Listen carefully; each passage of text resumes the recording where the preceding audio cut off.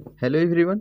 इस वीडियो में मैं बात करूंगा परिमेय संख्याओं के योग के प्रगुण, परिमेय संख्याओं के घटाने के प्रगुण, परिमेय संख्याओं के गुणा के प्रगुण। तो इसमें तीन सभी होते हैं। जैसे पहला है संवरक प्रगुण, दूसरा क्रम विनिमय प्रगुण, तीसरा है साहचर्य प्रगुण।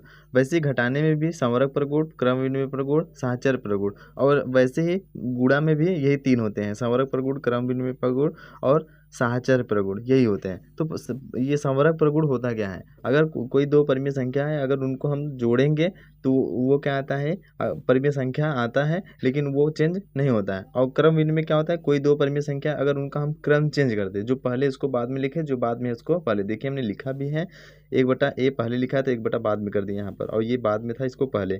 तो ये दोनों को हम जोड़ते हैं तो इनका मान क्या आता है? हमेशा समान ही आता है। परिमेय संख्या तो आएगा बट ये क्या आते हैं? समान ही आता है। जैसे हम यहाँ 2+1 और 2+1+2 दोनों को जोड़ेंगे तो यहाँ भी 3, यहाँ भी 3। तो मतलब कि ये अगर परिमेय संख्या को हम क्रम चेंज कर दे रहे हैं फिर भी परिमेय संख्या समान ही आता है।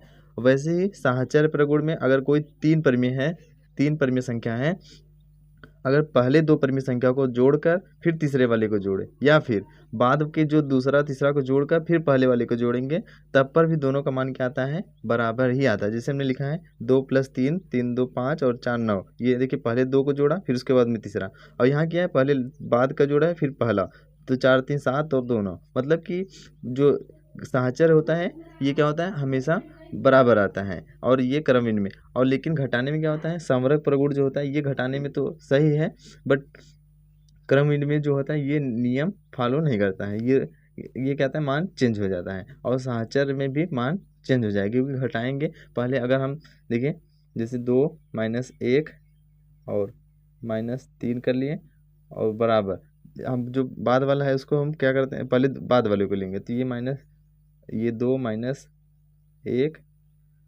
और ये हो जाएगा क्या?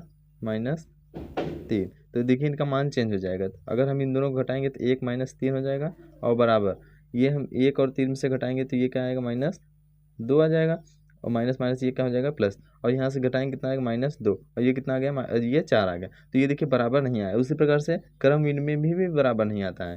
तो ये घटाने के प्रगुण में सिर्फ संवरक प्रगुण जो होता है वो क्या होता है? समान आता है, और क्रम विनिमय साहचर्य में ये अलग अलग मान आता है। वैसे ही क्या है? परिमेय संख्याओं का ये गुणा के प्रगुण है।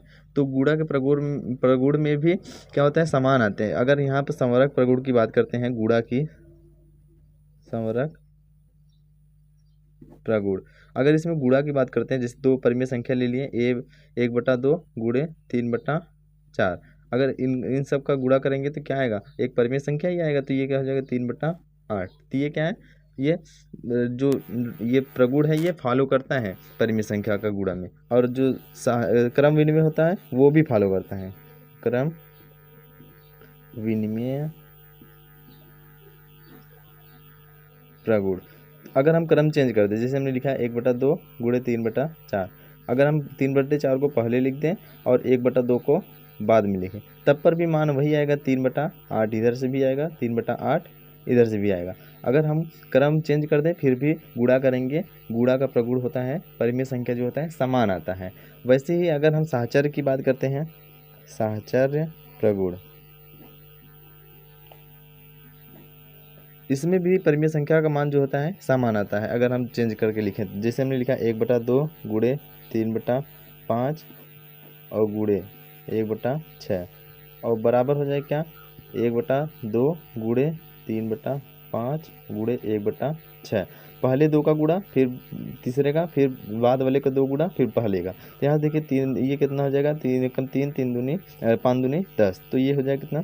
3/10 और गुणे 1/6 बराबर 1/2 ये रहेगा, इसका गुणा करेंगे तो 3 एकम 3 हो जाएगा, और 6 पंजे 30। तो यहाँ देखिए 3 का 1 में गुणा करेंगे कितना हो जाएगा? 3 का 1 में गुणा करेंगे 3, और 6 का 10 में करेंगे तो 60 बराबर 3 का 1 में 3 और 20 3 60। देखिए ये बराबर है। मतलब कि अगर हम कोई तीन परिमेय संख्या का क्या कर रहे हैं, पहले दो परिमेय संख्याओं में का गुणा करके या फिर हम बाद का गुणा करेंगे तो वो क्या आता है? परिमेय संख्या समान ही आता है। अब हम बात करेंगे शून्य के प्रगुण। शून्य का प्रगुण क्या होता है? यहाँ दिया हमने लिखा है, देखिए योग का तत्समक अवयव। जैसे हमने शून्य, अगर किसी भी परिमेय संख्या में हम शून्य को जोड़ेंगे तो वो क्या आता है? एक पूर्णांक आता है। किसी भी पूर्णांक में अगर हम शून्य को जोड़ते हैं तो वो क्या आता है, पूर्णांक ही आता है।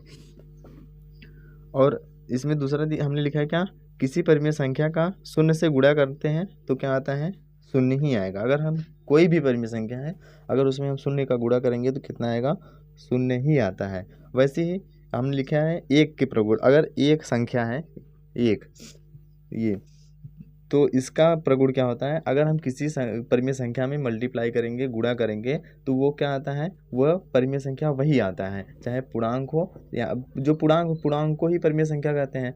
तो किसी भी पूर्णांक में अगर गुणा करेंगे तो वो पूर्णांक ही आएगा। तो यहाँ से देखिए मैंने क्या है, -9 में 1 का गुणा करेंगे तो -9 आया है। वैसे ही अगर गुणा का तत्समक अवयव, ये गुणा का तत्समक अवयव यही चीज़ है। तो यहाँ से मैंने ये बता ही दिया। तो उम्मीद करते हैं कि आपको समझ में आया होगा।